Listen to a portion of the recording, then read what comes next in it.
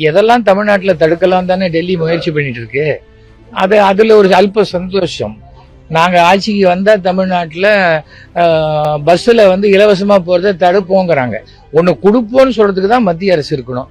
கெடுப்போங்கிறதுக்கு மத்திய அரசு இருந்ததுன்னா இப்ப விழற ஓட்டும் அவங்களுக்கு விழாது. இது அரசியல் பேசக்கூடிய இடம் அல்ல. ஆனால் பொதுவாக மக்களுக்கு என்ன உண்டோ, மக்களுக்கு எது தேவையோ அதையெல்லாம் தடுக்கக்கூடிய ஒரு அரசு அப்படின்னா நான் 1000 ரூபாய் கொடுக்க மாட்டேன், இது கொடுக்க மாட்டேன் அப்படிங்கிறதெல்லாம் இருக்கு. ஆனா இவங்க போய் பீகார்ல 10,000 ரூபாய் கொடுப்பாங்க, கொடுத்துட்டு திருப்பி வாங்கிப்பாங்க. அது கடனா தான் கொடுத்தேன் அப்படின்னு. அப்படியெல்லாம் செய்யவில்லை. இது இந்த சொல்லுவாங்க, இந்த ஒரு சர்ஜரி, ஆப்ரேஷன் சர்ஜரி அப்படிம்பாங்க. அந்த மாதிரியான ஒரு சர்ஜரி பண்ணி இந்த 5000 ரூபாயை மாண்புமிகு தமிழக முதலமைச்சர் எல்லாருக்கும் கொடுத்தது. இது ஏற்கனவே கொடுத்துக்கிட்டு இருக்கிறது. அதை எப்படி தடுக்கலாம்னு பார்க்கறது தான். இப்போ இப்போ அனௌன்ஸ் பண்ணியிருக்கலாம். ஆனால் அந்த மார்ச் 1ஆம் தேதி மோடி தமிழ்நாட்டுக்கு வருகிறார். அதனால அப்போ அனௌன்ஸ் பண்ணலை. ஏன்னா அப்போ அவர் ஒரு 30-40 திட்டத்தை தானே திறக்கிறாங்க. சுப்ரீம் கோர்ட் என்ன சொல்லியிருக்கு, நீங்கள் ரயில்வேக்கு பேப்பரில் தான் திட்டம் போடுறீங்க, ஒன்றும் நடைமுறைப்படுத்தலை.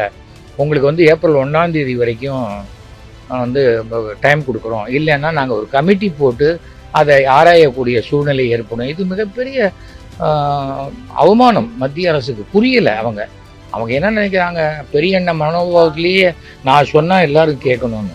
அது சரியில்லை. ஃபெடரல் சிஸ்டத்தில் அப்படி வராது.